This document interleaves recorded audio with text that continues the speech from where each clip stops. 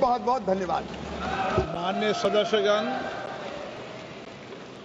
अगर सभा की सहमति हो तो सभा की कार्रवाई आइटम नंबर 27 की समाप्ति तक बढ़ा दी जाए।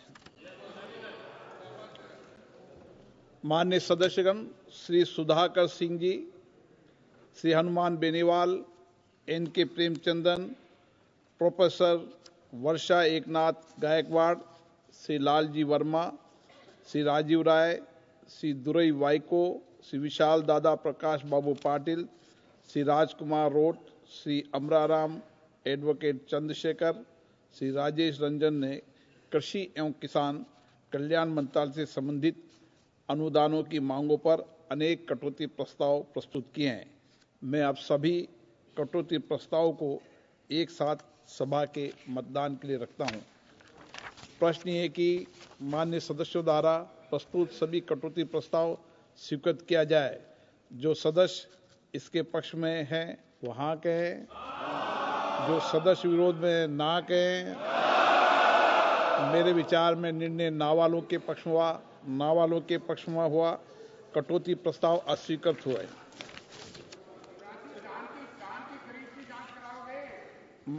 अब मैं कृषि एवं किसान कल्याण मंत्रालय से संबंधित वर्ष 25-26 की अनुदान की मांगों को सभा के मतदान के लिए रखता हूं।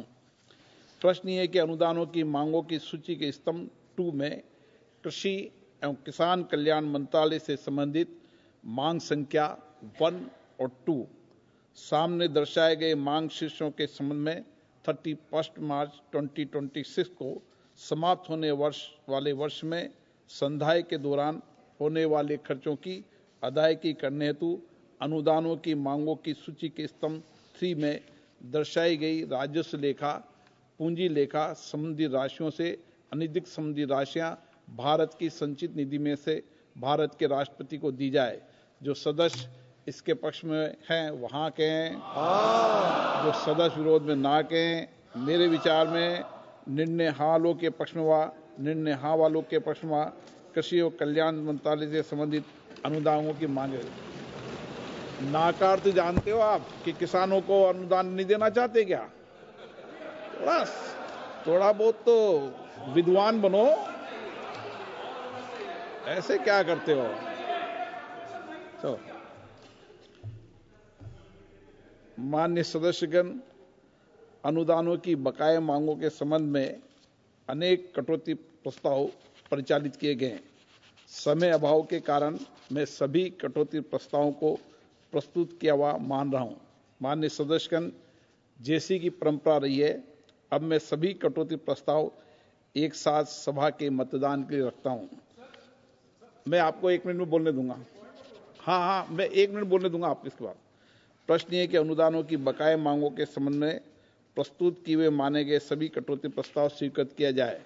जो सदस्य इसके पक्ष में हाँ कहें, जो सदस्य विरोध में ना कहें। मेरे विचार में निर्णय ना वालों के पक्ष में हुआ, ना वालों के पक्ष में हुआ।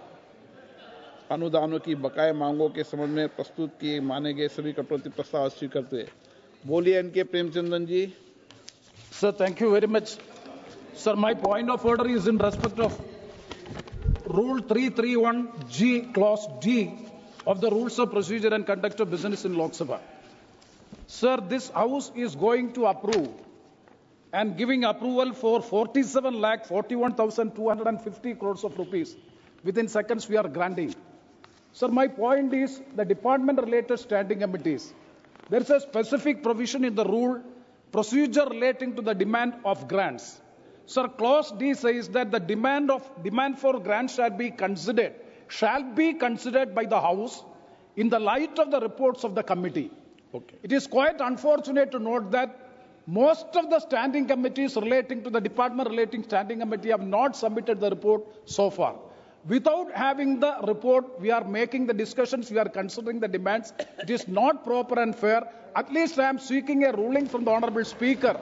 At least a direction be given that the standing committee should submit their reports before the demands are taken for consideration. This is my point of order. Kindly have a ruling on this. N.K. Premachandran जी,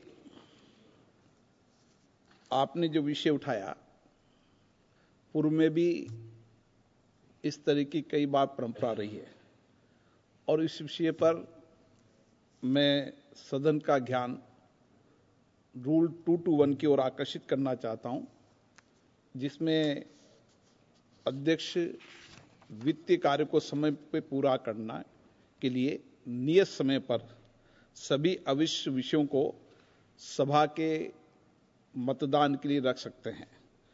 कार्य मंत्रणा समिति के अंदर शाम को 6 बजे bulletin का समय निश्चित हुआ था और इसको देखते हुए मैंने पूर्व की प्रक्रियाओं को और